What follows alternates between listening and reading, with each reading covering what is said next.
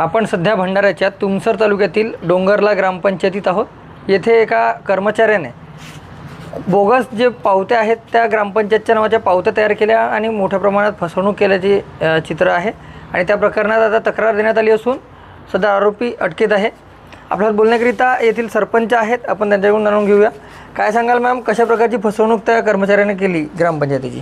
त्यांनी लोकांना ज्यांच्या नावावर काही मालमत्ता नसतानाही त्यांना डुप्लिकेट पावती म्हणजे मालमत्ता नसताना त्यांच्या नावाची पावती त्या लोकांना देण्यात आली आणि जेव्हा लोकांच्या लक्षात आली त्यांनी आमच्याकडे तशी तक्रार केली आणि माझ्या नावाचा दुरुपयोग करून तो गावामध्ये लोकांकडून सरपंच मॅडम यांनी पत्र पाठवलेलं आहे, आपल्या गावाचं आहे असं वगैरे सांगून लोकांकडून खोट्या त्या सह्या घेऊन तो तक्रार करत असतो। म्हणजे तो स्वतःचा कुठेतरी उद्देश घेऊन आमचं नाव कुठेतरी खराब करत आहे असं आमच्या इथे लक्षात आलेलं आहे।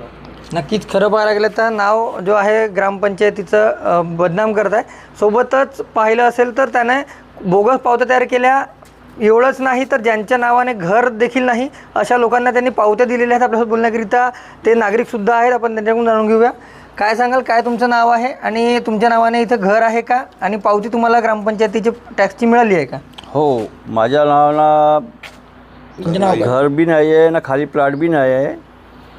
वडिलाच्या सौरजाचा काम होतं त्यावेळेस मला वडिलाच्या नावाला घरटॅक्स दे म्हणलो, त्यांना म्हणला ठीक आहे। तर माझ्या वडिलाची घरटॅक्सची पावती न देता माझ्या नावात घरटॅक्स पावती दिली त्यांना। तुमच्या नावाने घर आहे का इथं जागा? माझ्या नावानं घर बी नाही आहे ना खाली प्लॉट बी नाही आहे। नक्कीच खरं पाहायला गेलं तर ज्यांच्या नावाने घर नाही, प्लॉट नाही अशा नावाने सुद्धा त्यांनी पावती जी आहे ते दिलेली आहे, बोगस पावती अशा प्रकारे छापलेली आहे आणि त्याच्यामुळे त्याच्यावर गुन्हा नोंद करण्यात आला। बोलण्याकरिता पुन्हा नागरिक आहेत, तुमच्या कशा प्रकारे फसवणूक करण्यात आली? माझी फसवणूक असे केली आहे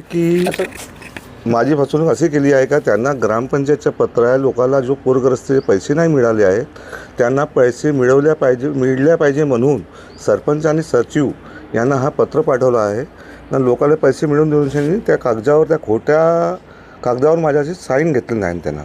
ते कागद मी वाचलं नाही ना, मी विश्वास करून ग्रामपंचायतचा कर्मचारी आहे म्हणून मी सिग्नेचर करून दिलं आहे।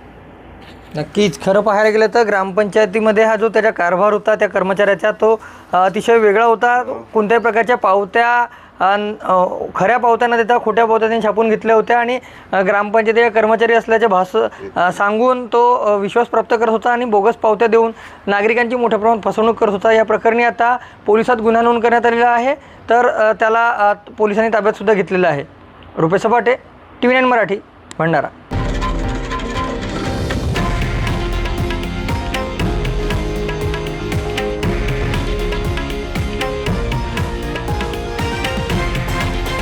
हे आहे देशातील नंबर 1 न्यूज नेटवर्क आणि आपण पाहत आहात TV9 मराठी, एकमेव।